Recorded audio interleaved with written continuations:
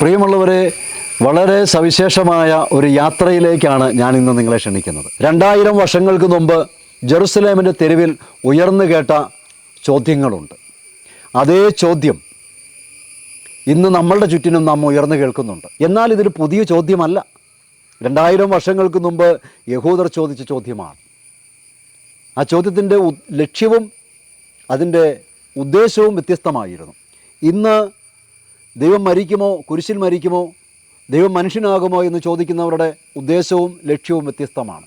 ഉദ്ദേശവും ലക്ഷ്യവും വ്യത്യസ്തമാണെങ്കിലും ചോദ്യത്തിന് ഏകദേശം ഒരേ സ്വഭാവമാണുള്ളത്. എന്താണ് ആ ചോദ്യങ്ങൾ? നീ ആരാണ്? ആരാണ് ഈ മനുഷ്യപുത്രൻ? നീ ദൈവപുത്രനാണോ? നീ ക്രിസ്തുവാണോ? നീ മിശിഹായാണോ? ഇതാണ് ചോദ്യം, വചനത്തിൽ ഉയർന്നു കേട്ട ചോദ്യങ്ങൾ. നമ്മൾ ഇതിന് പല രീതിയിലും ഉത്തരങ്ങൾ പറഞ്ഞു കഴിഞ്ഞതാണ്. പക്ഷെ കൃത്യമായി ഇന്ന് നമ്മൾ ബൈബിളിൽ ക്രിസ്തു അപ്പസ്തോലന്മാരും എന്തു മറുപടി പറഞ്ഞിരിക്കുന്നുവെന്നുള്ളതാണ്. 2000 വർഷങ്ങൾക്ക് മുമ്പ് ഉത്തരം ബൈബിളിൽ തന്നെ പറഞ്ഞു വെച്ചിട്ടുണ്ട്.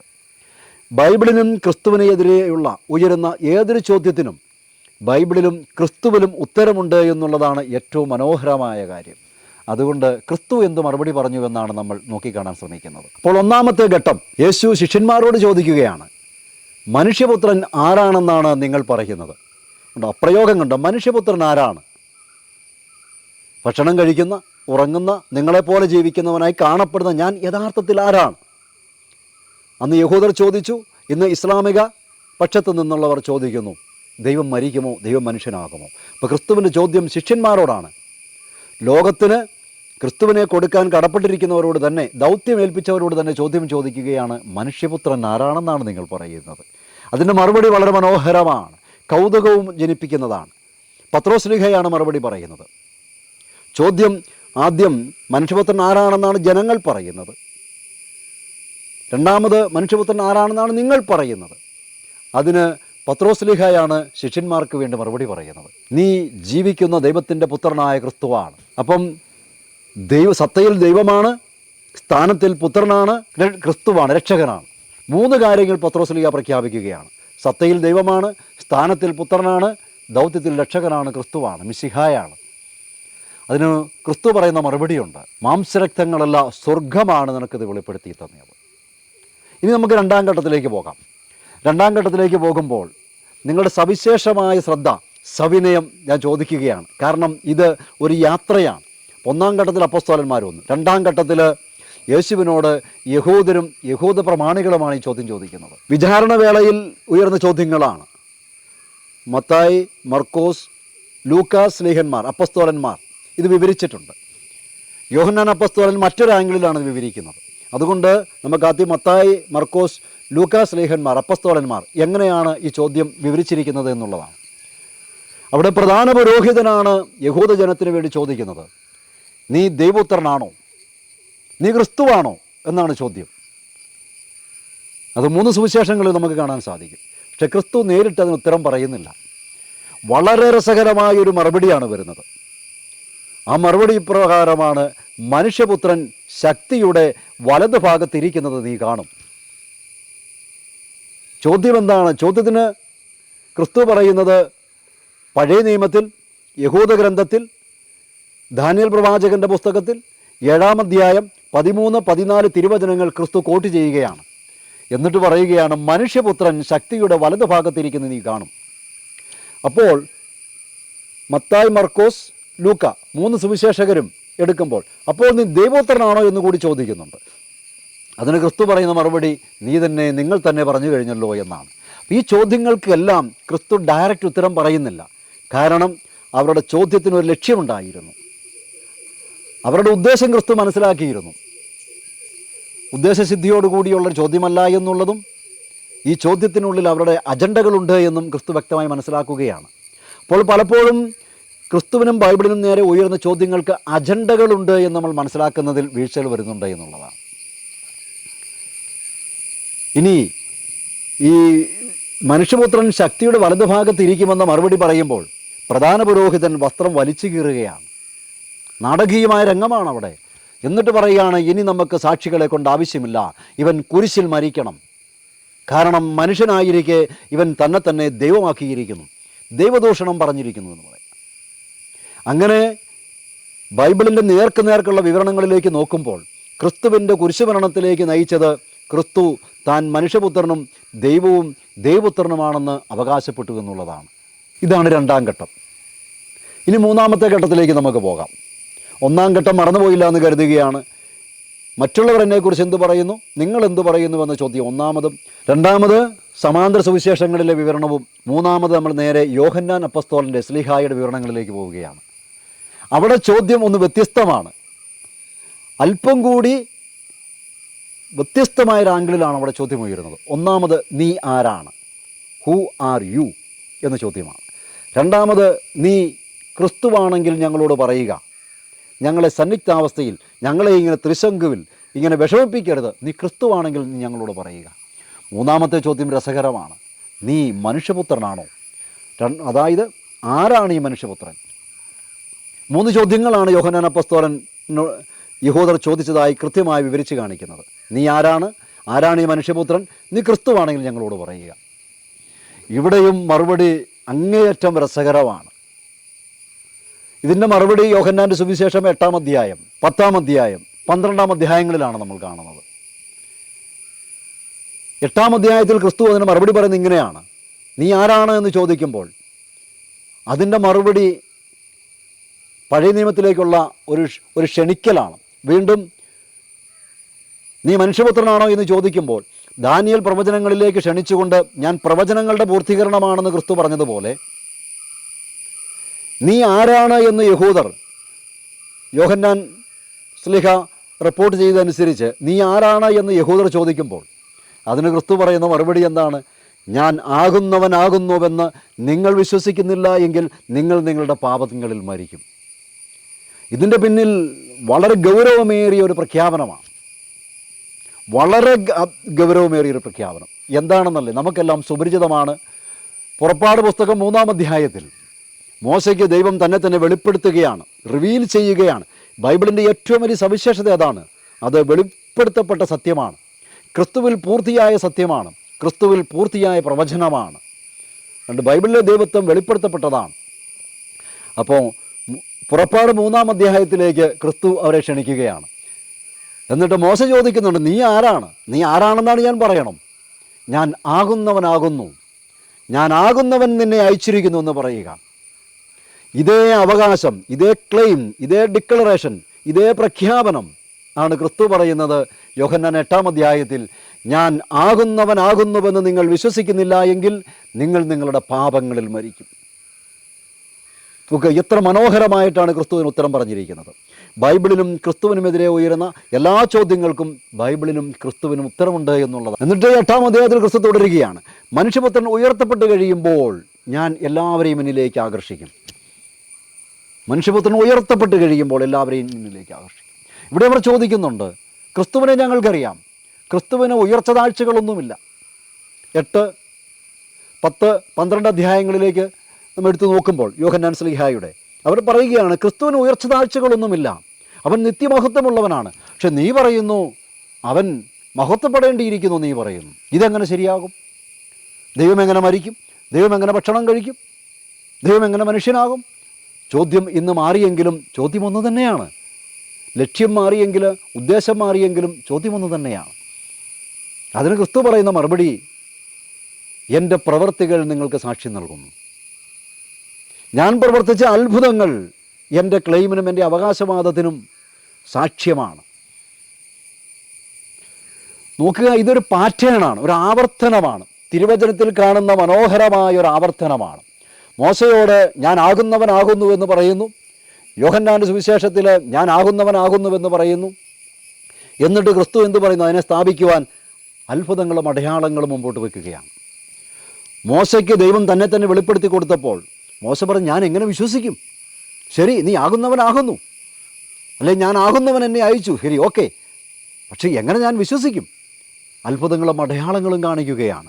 മോശയെ ക്ഷണിക്കുന്നത് തന്നെ എരിയുന്ന മുൾപ്പടർപ്പിൽ അഗ്നിയായി കാണപ്പെടുകയും എന്നാൽ മുൾപ്പടർപ്പ് കത്തിയെരിയാതിരിക്കുകയും ചെയ്യുന്ന അത്ഭുതങ്ങളിലൂടെയാണ്, ആദ്യത്തെ അത്ഭുതത്തിലൂടെയാണ് മോശയെ ക്ഷണിക്കുന്നത് തന്നെ.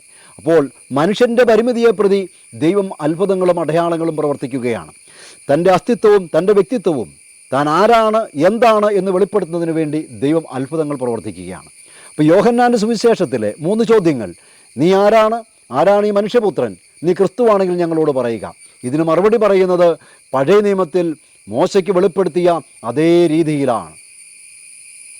അതിനെ ബലപ്പെടുത്തുന്നതിന് വേണ്ടി ക്രിസ്തു പറയുന്നു, എൻ്റെ പ്രവർത്തികൾ, എന്നിൽ വസിക്കുന്ന പിതാവ് തൻ്റെ പ്രവർത്തികൾ ചെയ്യുന്നു, ഞാനും അവനും ഒന്നാണ്. അവർ അവനെ എറിയാൻ കല്ലുകൾ എടുക്കുകയാണ്.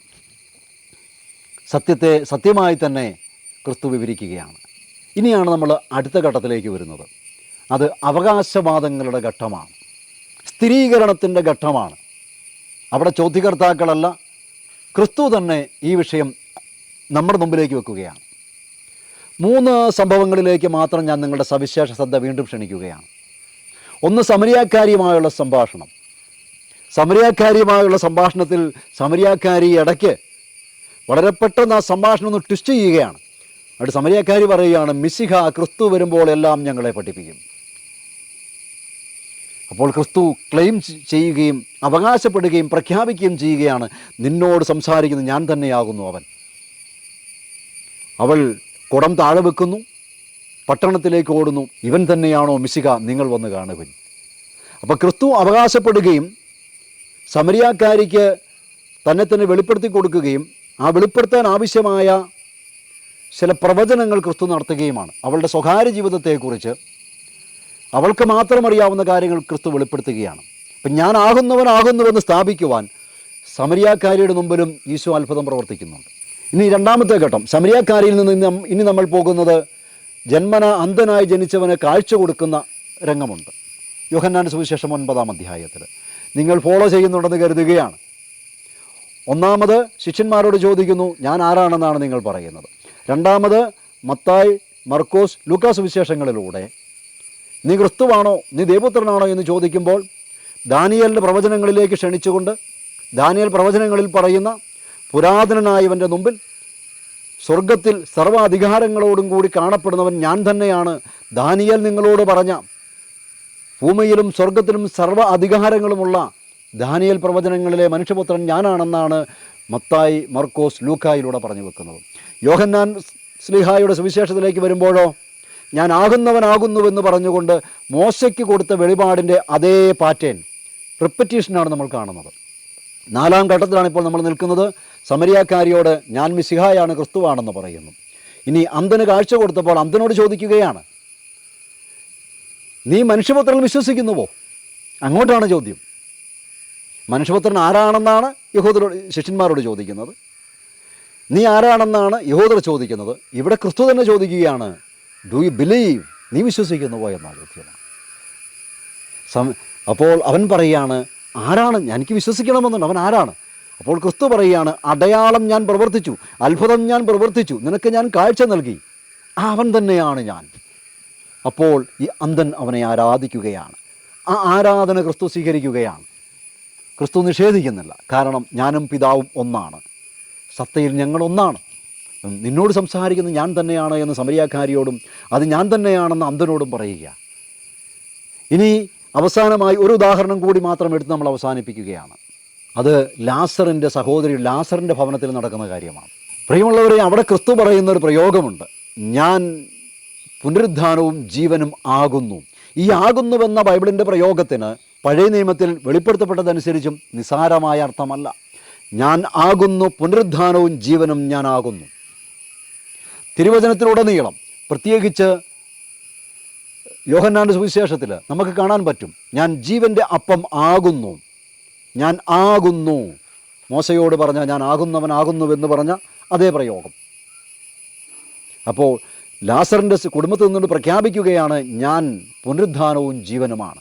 എന്നിട്ട് പറയാണ്, എന്നെ അനുഗമിക്കുന്നവൻ മരിക്കുകയില്ല, അവന് നിത്യജീവനുണ്ട്, അവന് ഉയർപ്പുണ്ട് എന്ന് പറഞ്ഞുകൊണ്ട് ക്രിസ്തു തൻ്റെ ദൈവത്വം, താൻ അവകാശപ്പെട്ട ദൈവത്വം സ്ഥാപിക്കുകയാണ് ലാസറിനെ ഉയർപ്പിച്ചുകൊണ്ട്. അപ്പോൾ ഇങ്ങനെയാണ് പുതിയ നിയമത്തിൽ ക്രിസ്തുവിൻ്റെ നേരെ ഉയർന്ന ചോദ്യങ്ങൾക്ക് ക്രിസ്തു മറുപടി പറയുന്നത്. അവരുടെ ചോദ്യത്തിന് പ്രത്യേകമായ തലങ്ങളുണ്ട്. അതുകൊണ്ട് ദൈവം മനുഷ്യനായി മാറുമോ, ദൈവം ഭക്ഷണം കഴിക്കുമോ, ദൈവം കുരിശിൽ മരിക്കുമോ എന്നുള്ള ചോദ്യങ്ങളുടെ പിന്നിലും ഒരു അജണ്ടയുണ്ട്. അത് നേർക്കുള്ളൊരു ചോദ്യമല്ല. നേർക്കുള്ള ചോദ്യമാണെങ്കിൽ ബൈബിളിൽ ഇതെല്ലാം കിടപ്പുണ്ട്, അവർക്ക് വായിക്കാവുന്നതേ ഉള്ളൂ. ഇനി നമ്മളിതിനെ കൺക്ലൂഡ് ചെയ്യുകയാണ്. കൺക്ലൂഡ് ചെയ്യുമ്പോൾ നമുക്ക് മനസ്സിലാക്കാൻ പറ്റും, പ്രവചനങ്ങളിലേക്ക് ശ്രദ്ധ ക്ഷണിക്കുന്നു. 1. 2, ഞാൻ ആകുന്നവനാകുന്നുവെന്ന് ക്ലെയിം ചെയ്യുന്നു. 3, സാക്ഷ്യങ്ങൾ, ഞാൻ ചെയ്ത പ്രവർത്തികൾ നിങ്ങൾക്ക് സാക്ഷ്യം നൽകുന്നു. ഇങ്ങനെ 3 കാര്യങ്ങളിലൂടെയാണ് ക്രിസ്തു ഈ ചോദ്യത്തിന് ഉത്തരം പറയുന്നത്. പ്രവചനങ്ങളിലേക്ക് ക്ഷണിച്ചുകൊണ്ടും അത്ഭുതങ്ങളും അടയാളങ്ങൾ പ്രവർത്തിച്ചുകൊണ്ടും ഞാൻ ആകുന്നവനാകുന്നുവെന്ന് പ്രഖ്യാപിച്ചുകൊണ്ടുമാണ് ക്രിസ്തു ഈ ചോദ്യങ്ങൾക്ക് ഉത്തരം നൽകുന്നത്. ഇനിയാണ് അതിൻ്റെ ഏറ്റവും മഹനീയമായ രംഗത്തിലേക്ക് നമ്മൾ പോകുന്നത്. ജെറുസലേം പട്ടണത്തിലാണ് ഇപ്പോൾ നമ്മൾ ആയിരിക്കുന്നത്. ജനാവലി തടിച്ചുകൂടിയിരിക്കുകയാണ്, ആയിരങ്ങൾ തടിച്ചുകൂടിയിരിക്കുകയാണ്. കൊടുങ്കാറ്റടിക്കുന്ന പോലെയുള്ള ശബ്ദം. ജെറുസലേം പട്ടണത്തിൻ്റെ ആ ഭാഗം പ്രകമ്പനം കൊള്ളുകയാണ്. അപ്പോൾ അത് പത്രോസ് എഴുന്നേറ്റ് നിൽക്കുകയാണ്. എന്നിട്ട് പത്രോസ് നടത്തുന്ന പ്രഖ്യാപനമുണ്ട്, യേശു ക്രിസ്തുവാണ് എന്ന് ഞങ്ങൾ അറിഞ്ഞിരിക്കുന്നു. പിതാവിൻ്റെ വലത്ത് ഭാഗത്ത് ഉപവിഷ്ടനായ അവൻ, പിതാവിൻ്റെ വലത്ത് ഭാഗത്ത് തൻ്റെ മഹത്വത്തിലേക്ക് പ്രവേശിച്ച അവൻ ഇതാ പരിശുദ്ധാത്മാവിനെ വർഷിച്ചിരിക്കുന്നു. ജോയേൽ പ്രവാചകൻ പറഞ്ഞു, അവസാന നാളുകളിൽ ദൈവം കർത്താവ് പരിശുദ്ധാത്മാവിനെ അയക്കുമെന്ന്. ജോയേൽ പ്രവാചകൻ പ്രവചിച്ച അതേ കർത്താവ് ക്രിസ്തുവാണ് എന്ന് ഞങ്ങൾ സാക്ഷ്യപ്പെടുത്തുന്നു. അപ്പോസ്തല പ്രവർത്തികൾ 2-ാം അധ്യായം. അപ്പോൾ ഈ അപ്പോസ്തല പ്രവർത്തികൾ 2-ാം അധ്യായത്തിൽ പത്രോസ് ശ്ലീഹായുടെ പ്രഖ്യാപനത്തിന് ഒരു പ്രവചന പൂർത്തീകരണമുണ്ട്. അതെന്താണ്? യോഹന്നാൻ്റെ സുവിശേഷത്തിൽ ക്രിസ്തു പറയുന്നുണ്ട്, മനുഷ്യപുത്രൻ ഉയർത്തപ്പെട്ട് കഴിയുമ്പോൾ ഞാനാകുന്നുവെന്ന് നിങ്ങൾക്ക് മനസ്സിലാകും, ഞാൻ ആകുന്നവനാകുന്നുവെന്ന് നിങ്ങൾ മനസ്സിലാക്കും. മനുഷ്യപുത്രൻ ഉയർത്തപ്പെട്ട് കഴിയുമ്പോൾ ഞാൻ ആകുന്നവനാകുന്നുവെന്ന് നിങ്ങൾക്ക് മനസ്സിലാകുമെന്ന് ക്രിസ്തു പ്രവചിച്ചിരുന്നു. ആ പ്രവചനത്തിൻ്റെ പ്രഖ്യാപനമാണ് പത്രോസ് ശ്ലീഹ ജെറുസലേമിൻ്റെ തെരുവിൽ ധൈര്യസമേതം പറയുന്നത്. ക്രിസ്തുവിനെ യഹൂദ പ്രമാണികൾ അറസ്റ്റ് ചെയ്തപ്പോൾ പേടിച്ചോടി പത്രോസ് ശ്ലീഹ ധൈര്യസമേതം പറയുകയാണ്. എന്നിട്ട് അപ്പോസ്തല പ്രവർത്തികൾ 10-ാം അധ്യായത്തിൽ നമ്മൾ കാണുകയാണ്, ജീവിച്ചിരിക്കുന്നവരെയും മരിച്ചവരെയും വിധിക്കാനുള്ളവൻ ക്രിസ്തുവാണെന്ന് പ്രസംഗിക്കാനും സാക്ഷ്യപ്പെടുത്താനും ഞങ്ങൾക്ക് കൽപ്പന ലഭിച്ചിരിക്കുന്നു. അപ്പോൾ എന്താണ് ലോകത്തോട് പറയാൻ അവർക്ക് ലഭിച്ചിരിക്കുന്ന കൽപ്പന? യേശുവാണ് ക്രിസ്തുവെന്ന് പ്രഖ്യാപിക്കാൻ ഞങ്ങൾക്ക് കൽപ്പന ലഭിച്ചിരിക്കുന്നു, സാക്ഷ്യപ്പെടുത്താൻ ഞങ്ങൾക്ക് കൽപ്പന ലഭിച്ചിരിക്കുന്നു. വചനത്തിലുടനീളം നമുക്ക് കാണാൻ സാധിക്കുന്നത് യേശുവാണ് ക്രിസ്തുവെന്ന് സ്ഥാപിച്ചുകൊണ്ട് അവർ ലോകം മുഴുവൻ ഓടി നടക്കുകയാണ്. റോമാ സാമ്രാജ്യം മുഴുവൻ അവർ ഓടി നടക്കുകയാണ്. വലിയ ആവേശത്തോടുകൂടി, രക്തസാക്ഷിയാകാനുള്ള ദാഹത്തോടുകൂടി, ആരെയും കൊല്ലുവാനല്ല, സത്യത്തിന് വേണ്ടി കൊല്ലപ്പെട്ടാലും സത്യം പറയുമെന്ന് ഉറച്ചു പറഞ്ഞുകൊണ്ട് യേശു ക്രിസ്തുവാണ് എന്ന് അവർ ഉറക്കെ പ്രഖ്യാപിക്കുകയാണ്. അതുകൊണ്ടാണ് യോഹന്നാൻ അപ്പോസ്തലൻ പറയുന്നത്, യേശു ക്രിസ്തുവാണെന്ന് പറയുന്നവനിൽ പരിശുദ്ധാത്മാവ് വസിക്കുന്നുവെന്ന്.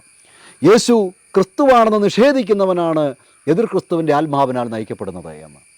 അപ്പോൾ എത്ര മനോഹരമായിട്ടാണ് അപ്പോസ്തലന്മാർ ഈ കാര്യങ്ങൾ പറഞ്ഞു വെക്കുന്നത്. അപ്പോൾ വ്യക്തമായെന്ന് കരുതുകയാണ്, നമ്മുടെ യാത്ര ഇവിടെ പൂർത്തിയാവുകയാണ്. അപ്പോൾ ശിഷ്യന്മാരുള്ള ചോദ്യത്തിൽ ആരംഭിക്കുന്നു. ഈ ക്രിസ്തു അങ്ങോട്ട് ചോദിക്കുന്നു, ഞാൻ ആരാണെന്നാണ് നിങ്ങൾ പറയുന്നത്? യഹൂദ പ്രമാണികൾ ക്രിസ്തുവിനോട് ചോദിക്കുന്നു. അതിനവരെ അവർ ക്രിസ്തു പ്രവചനങ്ങളിലേക്ക് കൂട്ടിക്കൊണ്ടുപോകുന്നു. മൂന്നാമത് യോഹന്നാൻ്റെ സുവിശേഷത്തിൽ നീ ആരാണ്, മനുഷ്യപുത്രൻ ആരാണ്, നീ ക്രിസ്തുവാണെങ്കിൽ ഞങ്ങളോട് പറയുക. അതിന് ക്രിസ്തു എന്ത് പറയുന്നു? ഞാൻ ആകുന്നവനാകുന്നുവെന്ന് പറഞ്ഞുകൊണ്ട് മോശയ്ക്ക് വെളിപ്പെടുത്തിയ പാറ്റേൺ ഉപയോഗിക്കുന്നു. അത്ഭുതങ്ങളും അടയാളങ്ങളും പ്രഖ്യാപിക്കുന്നു. തൻ്റെ കുരിശുമരണവും ഉദ്ധാനവും പ്രവചിക്കുന്നു. ഈ രീതിയിലാണ് അതിന് മറുപടി പറയുന്നത്. എന്നിട്ട് ക്രിസ്തു പറഞ്ഞ ഒരു വചനമുണ്ട്, കേൾക്കാൻ ചെവിയുള്ളവൻ കേൾക്കട്ടെ. എൻ്റെ ഗണത്തിൽപ്പെട്ട ആളുകൾ, ദൈവം സ്നേഹമാണെന്ന് വിശ്വസിക്കുന്നവർ ഇത് വിശ്വസിക്കും. അതല്ല, ദൈവം ഒരു ശക്തിയാണ്, ദൈവം ഏകാന്തനാണ്, ഏകാധിപതിയാണെന്ന് വിശ്വസിക്കുന്നവർ ചോദിക്കുന്ന ചോദ്യങ്ങൾക്ക് മറുപടി പറഞ്ഞിട്ട് കാര്യമില്ല എന്നുള്ളതാണ്. അപ്പോൾ ഇത്തരം ചോദ്യങ്ങൾ ചോദിക്കുന്നവരോട് ആദ്യം ചോദിക്കേണ്ട ചോദ്യം എന്താണെന്നറിയാമോ? നിങ്ങൾക്കൊരു ദൈവമുണ്ടോ? ഉണ്ടെങ്കിൽ അവൻ ആരാണ്? ഏകാന്തനും ഏകാധിപതിയുമാണോ നിങ്ങളുടെ ദൈവം? ഏകാന്തനും ഏകാധിപതിയുമാണ് നിങ്ങളുടെ ദൈവമെങ്കിൽ നിങ്ങളും ഏകാധിപതികളായിരിക്കും. നിങ്ങളുടെ ദൈവത്തെയും നിങ്ങളുടെ മതത്തെയും അടിച്ചേൽപ്പിക്കാൻ നിങ്ങൾ വ്യഗ്രതയുള്ളവരായിരിക്കും. നിങ്ങളുടെ ദൈവത്തിൻ്റെ സ്വഭാവം നിങ്ങൾ കാണിക്കും. അതുകൊണ്ട് ആരാണ് നിങ്ങളുടെ ദൈവം, എന്താണ് നിങ്ങളുടെ ദൈവം എന്ന് ആദ്യം അങ്ങോട്ട് ചോദിച്ചിട്ട് ചർച്ചയിലേക്ക് കയറുന്നില്ല എങ്കിൽ ഇത് വെറുതെ വാദപ്രതിവാദങ്ങളായി നീണ്ടുപോവുകയുള്ളൂ. Who and what is your God? Bible പറയുന്നു ദൈവം സ്നേഹമാണ്. ദൈവം സ്നേഹമാണെങ്കിൽ റിലേറ്റ് ചെയ്യണം, ഇടപഴകണം. ദൈവം സ്നേഹമാണെങ്കിൽ അക്കോമഡേറ്റ് ചെയ്യണം, ഡിവൈൻ അക്കോമഡേഷൻ, പരിമിതിപ്പെടുത്തണം. അമ്മ കുഞ്ഞിനെ സ്നേഹിക്കുന്നത് അമ്മ തന്നെ തന്നെ പരിമിതിപ്പെടുത്തും. അപ്പൻ മക്കളെ സ്നേഹിക്കുമ്പോൾ അപ്പൻ തന്നെ തന്നെ പരിമിതിപ്പെടുത്തും. മനുഷ്യൻ മൃഗങ്ങളെ സ്നേഹിക്കുമ്പോൾ മനുഷ്യൻ തന്നെ തന്നെ പരിമിതിപ്പെടുത്തും. അപ്പോൾ സ്നേഹത്തിന് പരിമിതിപ്പെടുത്തലിൻ്റെ സാധ്യത ആവശ്യമുണ്ട്. It's a must and necessity. Divine accommodation is a necessity for a loving God. അതാണ് ബൈബിൾ വിളിച്ചു പറയുന്നത്. സൃഷ്ടാവിന് സൃഷ്ടിയോടുള്ള സ്നേഹം, ക്രിസ്തുവിൽ പൂർത്തിയായ പ്രവചനങ്ങളും നിയമങ്ങളും, അതാണ് ബൈബിൾ പഠിപ്പിക്കുന്നത്. അതുകൊണ്ട് നിൻ്റെ ദൈവം ആരാണ്? എന്താണ് നിൻ്റെ ദൈവത്തിൻ്റെ സ്വഭാവം? ഏകാന്തനും ഏകാധിപതിയുമാണോ? ഏകാന്തനും ഏകാധിപതിയുമായ ഒരു ദൈവത്തെയാണ് നിങ്ങൾ മുമ്പോട്ട് വെക്കുന്നത് എങ്കിൽ ഭൂമിയിലുള്ള സകല പ്രശ്നങ്ങൾക്കും നിങ്ങൾ ഉത്തരം പറയേണ്ടി വരും. പക്ഷേ ക്രിസ്തുവിൽ വെളിപ്പെട്ട സ്നേഹനിധിയായ ദൈവത്തിലാണ് നിങ്ങൾ വിശ്വസിക്കുന്നതെങ്കിൽ പരസ്പരം സഹായിച്ചും സ്നേഹിച്ചും ദൈവിക ഗുണങ്ങളിലേക്ക്, ദൈവിക സത്തയിൽ പങ്കുപറ്റിക്കൊണ്ട് നമ്മൾ പരസ്പരം പ്രശ്നങ്ങൾ പരിഹരിക്കേണ്ടി വരും. അതുകൊണ്ട് ക്രിസ്തുവിൽ വെളിപ്പെട്ട ദൈവത്വം, അതാണ് പ്രകൃതിക്കും മനുഷ്യനും മനസ്സിലാകുന്ന ദൈവത്വം. നന്ദി.